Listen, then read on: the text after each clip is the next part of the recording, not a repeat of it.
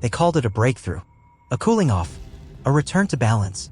On May 11th, Chinese state TV repeated the same message every hour. Tariffs were lowered, diplomacy prevailed. But in Washington, the tone was different. It wasn't celebration. It was hesitation. Because they've seen this before. According to Fox News and AP News, in May 2025, the US reduced tariffs from 145% to 30%. China lowered theirs from 125% to 10%. What wasn't mentioned was the history. In 2020, Beijing promised to buy billions in American soybeans and energy. That promise evaporated without explanation. No penalty, no correction, just silence. Now they promise again. They'll ease rare earth exports, reopen talks on fentanyl, cooperate on paper. But there's no enforcement, no transparency, and no change in how the story is told at home. Because in China, the truth isn't denied. It's omitted.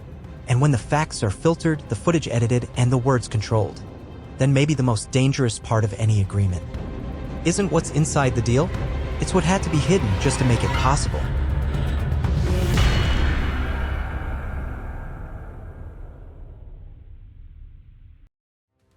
In Geneva, the handshake was quick, the smiles measured. A pause, they said, not an end. According to Fox News and AP News, in May 2025, the US reduced tariffs from 145% to 30%.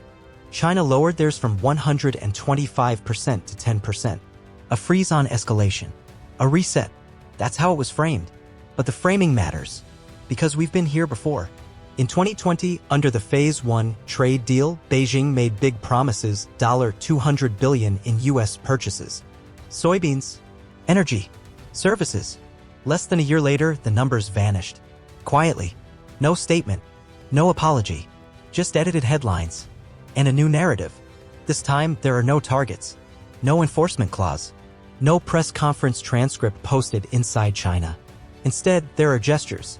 Reuters reported in May 2025 that China would accelerate rare earth export permits to US firms. A move once unthinkable. Rare earths had been framed as untouchable, China's trump card. Now they're quietly being handed over. The Wall Street Journal confirmed China also agreed to reopen talks on fentanyl trafficking. It's a drug killing tens of thousands of Americans every year. And for years, Beijing refused to discuss it. Now they've agreed to cooperate. No timeline, no inspection regime. Just a vague pledge. Two strategic levers both released. And still, China's state media spoke only of victory. Not of rare earths. Not of fentanyl. Not of the concessions. Only the optics. In Washington, officials didn't call it a breakthrough. They called it a window. A 90-day hold. Not a rollback. The US kept every non-tariff barrier in place. Investment screening. Entity list bans. Semiconductor controls. All remain active. That's not a gesture. That's structure. Because trust isn't built in percentages. It's built in memory. And Washington remembers what happened last time. Behind the numbers lies something deeper. China's economy isn't built to bend. It's built to mask the strain. Youth unemployment is estimated above 20%, but no official data has been released since July 2023. Factory output is slowing. Real estate demand collapsing. GDP growth has been downgraded to 3.7%. That's not opinion. That's the shadow behind the curtain. Geneva wasn't a triumph. It was a concession buried under silence. China gave ground but could not admit it. Because if the public saw the price, the story would crack. So they told another one. A softer one. One where Beijing stood tall. Where Washington stepped back. Where tariffs were adjusted but meaning stayed untouched. But meaning can't be hidden forever. If rare earths were a weapon, why give them up? If fentanyl wasn't China's problem, why reopen talks? If this deal was mutual, why is only one side pretending nothing changed? The answers are not in what's said. They're in what had to be erased to say it. Because in a system that controls speech, every word spoken hides 10 that were silenced. And what China just gave up was never meant to be spoken out loud. Beijing didn't lie. It didn't have to. It simply left the most important parts out. The Geneva deal marked the first time China publicly stepped back on two core leverage points, rare earths and fentanyl. But you wouldn't know that if you lived inside China. There was no headline about export permits. No mention of fentanyl dialogue. No quotes from US officials. Just a single phrase repeated across state media in varying tones of triumph. Strategic maturity led to mutual understanding. But what exactly was understood? Not that China had agreed to cooperate on narcotics. Not that it was loosening control over critical minerals. Not that tariffs had been frozen, not lifted. And certainly not that all non-tariff restrictions from Washington remained intact. Those facts exist, but they don't exist everywhere. And that's the point. In a controlled system, omission is the most powerful tool. It creates the illusion of balance even in imbalance. When China failed to meet its Phase 1 commitments in 2020, the data disappeared from public access. No debate, no backlash, just digital erasure. Agreements fade, numbers change, memory resets. The same thing is happening now. Ask 10 Chinese citizens what Beijing gave up in Geneva. Most won't know. Ask 5 what fentanyl means to you. China relations. You'll get shrugs or surveillance. This isn't censorship through suppression. It's control through preemption. No need to erase a conversation that was never allowed to begin. And yet, outside of China, the consequences are visible. Multinationals are leaving. Investment capital is hesitating. And foreign policymakers now design around risk, not growth. Inside the country, silence fills the space where curiosity used to live. The question is no longer, why did we concede? It's what did we just agree to and why wasn't it on the news? This is how collapse begins. Not with defiance. Not with protests, but with quiet confusion, with whispered doubts exchanged over dim sum, with a teenager asking her father, why are all my job apps being rejected? With a businessman deleting search history before looking up relocation incentives in Malaysia.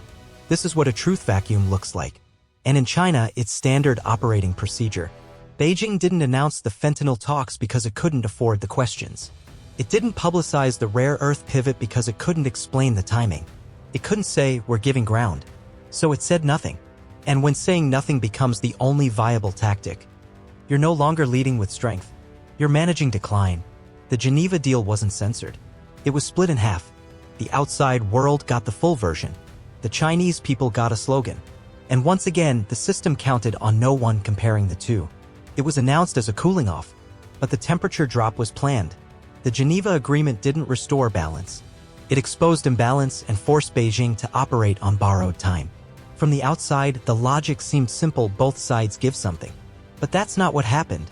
Washington made no structural concessions, no easing of tech controls, no removal of investment bans, no retreat from blacklist enforcement. It was China that gave first. It was China that couldn't afford to walk away. Because this wasn't a deal.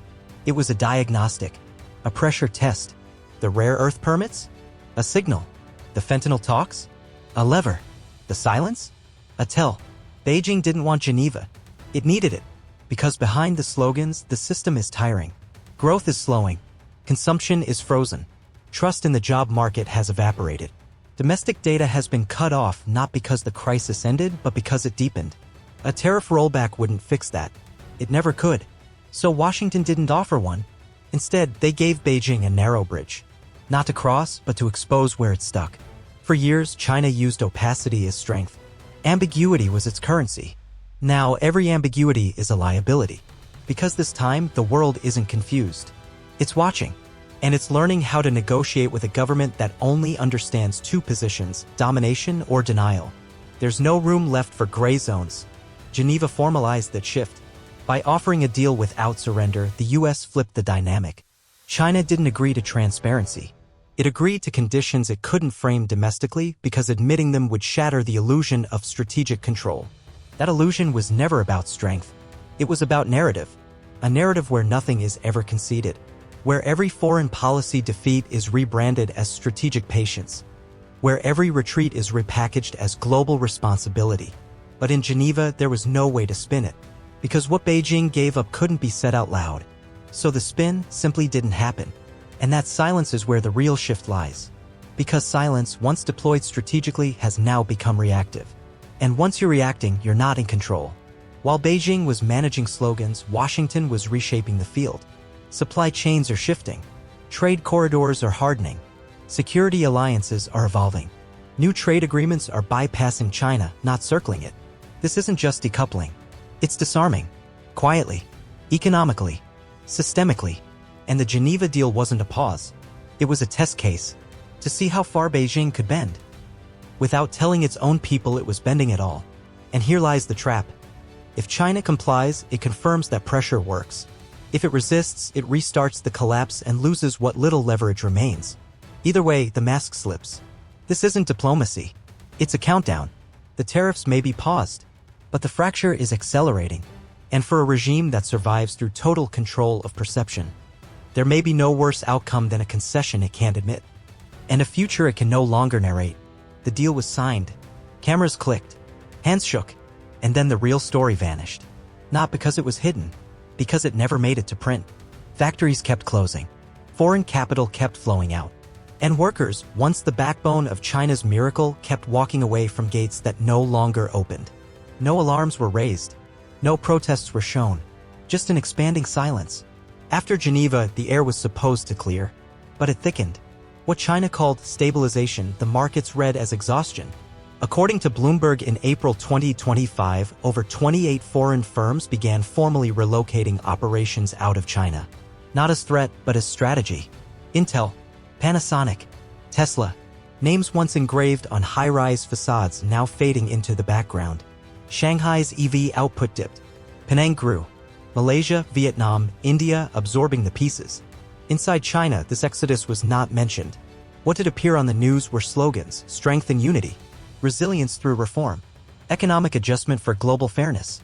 But the cafeterias stayed empty, and the second shifts were never called back. Workers noticed, but there was nowhere to say it. The labor boards were taken offline. The job apps showed blank screens. The young lined up anyway, not to be hired but to keep moving. They slept near factory walls, hoping for a number on a clipboard. They streamed short videos of their wait. The videos disappeared. Financial Times reported in May 2025 that youth unemployment remains above 20%. But inside the country, that statistic hasn't been updated in nearly 2 years. Not because it improved, but because it refused to fit the story. In the cities, young graduates pivot to delivery gigs. In the provinces, families pull children out of school. And in the corners of WeChat groups, private ones, they ask, why is there so little work for so many hands? In Chengdu, a mother tears down her daughter's wedding invitation. The groom's family moved to Thailand. The factory closed. In Wuxi, an apartment block lights up for the last time. A lithium battery plant next door shut its doors, no warning, just silence. And in Shenzhen, a recruiter folds her table at a job fair. No one showed. The hall was booked anyway. The photos will be staged. But there's no shortage of images. Only shortage of meaning. The middle class, the proud center of China's 2000s, now works in code. They don't say layoff. They say sabbatical. They don't ask, why is this happening? They ask, how far is the next airport? Nikkei Asia confirmed that in March 2025, ASEAN officially overtook China as the largest electronics supplier to the US at 19% share. But that number isn't broadcast at home. Because what can't be controlled can't be acknowledged. And what can't be acknowledged cannot be debated. So instead, the story tightens. 1,000 dead zones in the economy branded as transitions. Empty industrial parks called pilot zones. And the mass outflow of capacity labeled cooperative diversification. But even labels wear thin. And even silence has a sound. It echoes in ghost malls. In real estate apps where 40% of listings never turn on their lights. In classrooms half full. In banks open but no one waiting. The government calls it strategic adjustment. The people know what it feels like. Not collapse, but retreat. Not explosion, but seepage. You don't need protests to see the break. You just need to notice how many people stop planning for the future. The Geneva deal gave 90 days. But 90 days doesn't reset trust. It only gives room for one more mask. One more pause. One more illusion.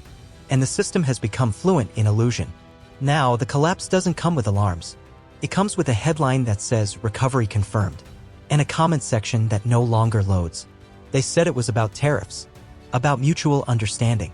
About peace. But what if that was just the surface? What if the real story isn't what was agreed, but what had to be silenced for that agreement to appear stable? What if the system can no longer admit a concession? Even when the cost is visible in every empty dorm, every stalled factory, every blank spreadsheet. What happens when people don't know what changed, only that something did? And when they look for answers, all they find is a slogan. Rare earths, fentanyl, relocations, layoffs, all edited out of the narrative, all classified under global cooperation.